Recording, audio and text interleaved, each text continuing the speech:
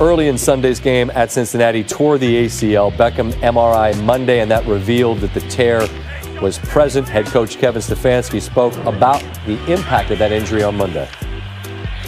Obviously, it's a big loss. As everyone knows, he's a huge part of what we do. So now we'll just have to huddle up and find some different ways and find some different people and put them in that role. And the energy he brings to practice, it's our job to find the guys that can go compete, that we can go put them in spots where they can succeed. That's not easy. I don't want to have to do it. And I'm very disappointed for Odell. But that's the nature of this beast. And injuries are part of this game, and doesn't mean any of us have to like it, but we do have to deal with it. Bring your own juice, Steve. Always. Browns offense is going to have to look elsewhere, but they found it on Sunday against Cincinnati. Baker Mayfield targeting some others receivers this season, and again, specifically on Sunday.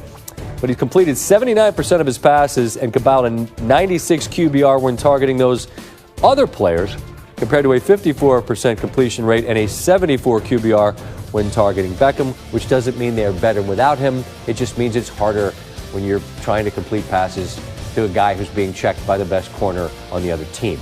You should be able to figure that out, right? This is significant for both real life and fantasy football fans. Another superstar could be returning from injury. Panthers head coach Matt Rule said possible Christian McCaffrey could go Thursday night against the Atlanta Falcons. It's going to be up to the team's medical staff. McCaffrey's been out since suffering a high ankle sprain on a touchdown run against Tampa week 2. Of course, the Panthers want him back as quickly as possible. Despite playing in the fewest games of anybody in the top 10, McCaffrey's still in the NFL leader in scrimmage yards since the start of last season. After Thursday's game with the Falcons, Carolina takes on the Chiefs and Buccaneers, so obviously a crucial stretch upcoming.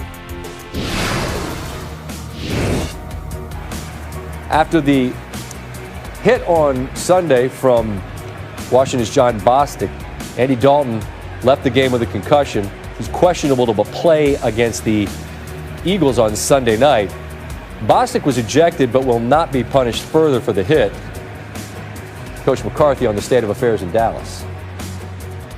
I think obviously the officiating took care of what happened and so forth, but the response from the offensive line, I think our guys did exactly, at the starting point was cover the football. They were all 5 of them were right there when Andy went down, but I think this whole thing, as far as how it's viewed is a little bit of a microcosm of just kind of where we are. So you got young players in new situations. So, but that's really all I got to say about that. Combination of Dalton, the injury, the weather, rookie Ben DiNucci. Well, it was one of Dallas's worst offensive performances in the past 20 years. 3 points were the second fewest since 2005. Passing and total yards were the worst since 2001.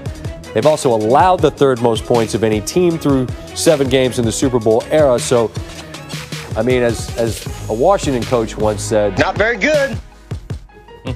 Didn't get any better for defensive coordinator Mike Nolan on Monday in a press conference.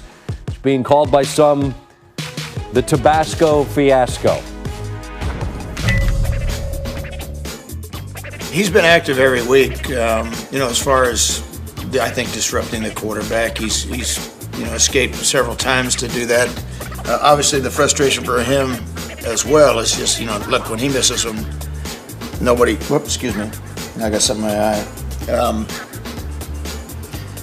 Just had some Tabasco on my finger and it went in my eye. That wasn't good. Oh, never good. That's terrible. Jeez, I'm sorry.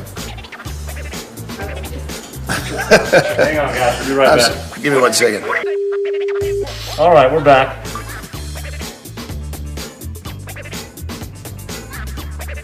If you get Tabasco in your eye, it hurts. That's why when you're eating wings, maybe late, if you've had some suds, Steve, you got to be careful about that.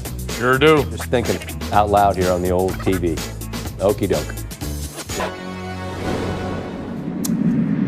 I've been looking forward to this opportunity for some time. First time we've had Sean McVay on our show here. And, Coach, I can't believe I'm gonna waste a bullet starting with this question, but Johnny Hecker's performance in this game, I think on the list of significant factors is high on that list. How much did your punter help set your defense up to do what it did tonight? He was unbelievable. I mean, to have 5 punts, all of those end up inside the 10-yard line, it was a big-time deal. Very rarely do you give a punter a game ball after a game, but he was certainly deserving of it tonight, Scott. I was joking earlier, Sean, that back in the day, like inside the 20 was a stat. I will have to change it in his case. It's inside the 10, and it really did help tilt the field, and your defense feasted. And I want to follow with Aaron Donald, and I think you'd know better than me, Sean, but when sometimes it's not necessarily what's said, but who says it. And when Aaron Donald is the best defender in the NFL, says his defense is soft, I imagine that has to light a fire. How did that really kind of galvanize that group after the San Francisco game?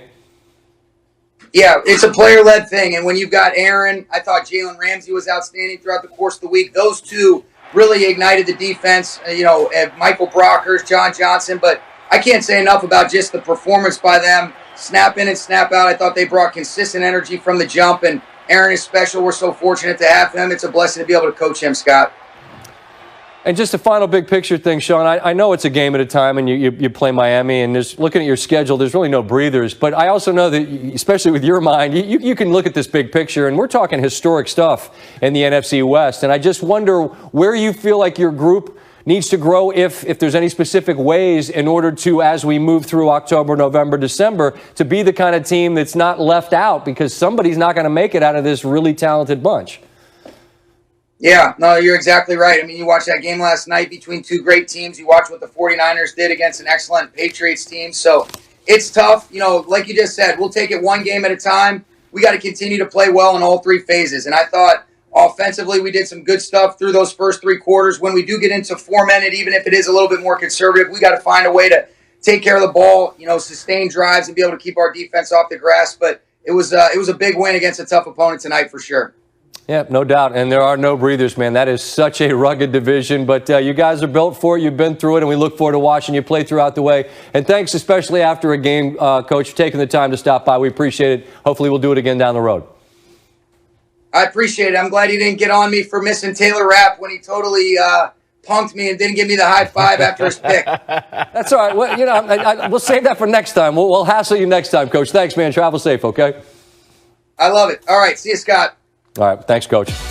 All right, so the other side of the ledger, the Bears have a negative point differential despite the fact that they're above 500. And this is, again, you are what your record says you are, but it's hard to imagine, and maybe this is why Baker Mayfield said at 4-2 it felt like they were 0-6. Bills 5-2. Scuffled a little bit with the Jets on Sunday. Odd to see, just couldn't score touchdowns, settled for like 19 field. A pair of top 5 scoring defenses and yards against defenses, and the game on Monday night lived up to what you might expect. Jared Goff had to do what he has done better than anyone else this season. Be clever outside the pocket. Nearly 80% completion percentage outside the pocket. Get away from Mack and company. Completes this one to Van Jefferson. Then rolls. Completing pass after pass. 5 for 5. 83 yards outside the pocket in the first half. Goff, you know how much he loves play action. Eyes downfield, nothing there. That's fine. We'll take the check down. Darrell Henderson Jr. Move the chains. We mentioned no Higbee in this game. It's all right.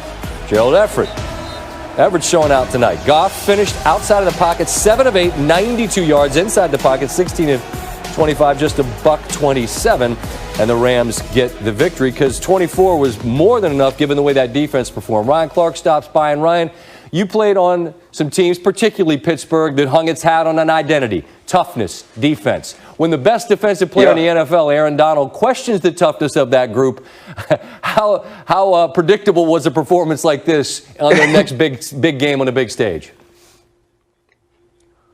Listen, it's very predictable when your star defensive lineman says you were soft, but it showed up in the fourth quarter and it showed up in big moments in both the run and the pass. You're going to see a big run in the third quarter where they need it. This is 4th and 1. They're going to go down and around and give the toss to Cordero Patterson. They understood what was coming. You're going to have Jalen Ramsey attack from the outside. Troy Hill understand his leverage as well. And Terrell Lewis fight over the top. When Jalen Ramsey set this edge, this is a corner on a lineman, people. And now you get across the face and there's nowhere for Cordero Patterson to go. You smash it right in the face, and that's physical football. Here you're going to see a great rush. You better double Aaron Donald, but that leaves Leonard Floyd coming off the edge. And when you double Donald, he splits it. He beats it. Floyd gets outside, but here's the play that's made.